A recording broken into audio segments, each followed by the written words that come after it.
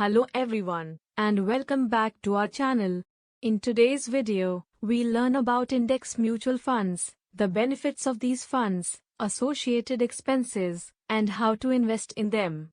So, let's start without wasting any time. Whenever we decide to invest in the stock market, a few questions always come to our minds. Which stock to buy? How much quantity should I buy? Should I invest in one stock or invest in a portfolio of stocks? All these questions are very valid. It is very easy to say, invest your money for the next 10 years at the rate of 15% per annum. But how does it actually work? What should we buy to earn this 15%? That's what we will learn in today's video. Let's talk about the three most important questions which come to our mind before investing. Number 1. Which stock to buy? Which company's stock should we invest in? As a beginner in the stock market, we don't know which companies are doing well, what the fundamentals are and what metrics should we choose before investing. The second question is, if we buy this stock, then do we have to buy the same stock every time we want to buy? Or should we not buy any other stock? Or if we buy some other stock, then how to evaluate that? Should it be in the same sector or from some other sector or industry? What should be the market capitalization of that company? Is it better to invest in large cap companies or small cap companies or mid cap companies? And the third question is that if we buy multiple stocks, then in what proportion should I split my money among those stocks to get maximum return?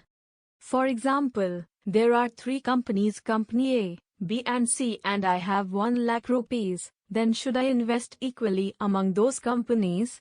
Or should we invest proportionately according to market capitalization? Or should we invest proportionately according to the price of the stocks? So let's understand the solution to these problems. A few years back, a concept called Nifty 50 emerged in our country. Nifty 50 is a very attractive index that shows the rise of the Indian stock market over the period of time. Nifty 50 comprises all the top 50 companies in the National Stock Exchange or NSE in terms of market capitalization. Yes, there have been ups and downs in the market, but since its inception until today, Nifty 50 has grown at a very healthy rate. And so if we buy this index of 50 stocks under Nifty 50 and at the same proportion as they are on Nifty 50, there is a high possibility of getting a decent return. For example, Company X has a weightage of 2% in Nifty 50, so we should invest 2% of our capital, which is 2000 rupees.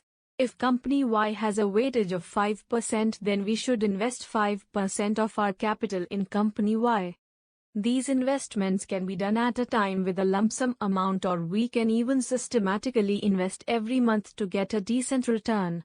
According to the report published by National Stock Exchange or NSE, between 1999 and 2019, more than 60% of the time Nifty 50 generated more than 15% return per annum for a 10-year investment period, and 24% of the time it generated an annual return between 10 to 15% for a 10-year investment period. So if the investment horizon is long-term, then definitely investing in Nifty 50 will help to generate a decent return. The weightage of the stocks under Nifty 50 changes as the price of the stocks fluctuates in the market. So always check the latest weightage before investing.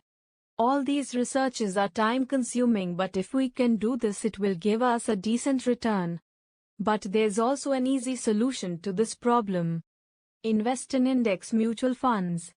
Index mutual funds invests in the stocks of Nifty 50 proportionate to their weightage in the index. Different asset management companies run their own index fund. All the research, allotment of capital in different stocks are done by the company, and for that, they will charge a very minimum fee, which is known as the total expense ratio or TER. Whenever we buy a mutual fund, an expense ratio is associated with it, which is a minimum percentage set by the AMC which we have to pay the AMC for managing the fund. These expense ratios are different for different funds and different AMCs. This could vary between 0.2 to 1%. Index funds generally have a low expense ratio as compared to other funds. The return generated by these index funds are directly proportional and are the same as the return generated by Nifty 50, whether positive or negative. All these funds are managed by professionals. So if you believe that India's economy and stock market has the potential to grow at a healthy rate in coming years, and if you're planning to invest but don't have the time to conduct research, then for you guys it is best to invest in index funds, as these funds are managed by professionals. All you need to do is keep investing every single month systematically and in lump sum whenever the market is low. Now let's understand how to invest in index funds. Very simple. Open a demat account, add capital, search index fund of a particular company, and start investing.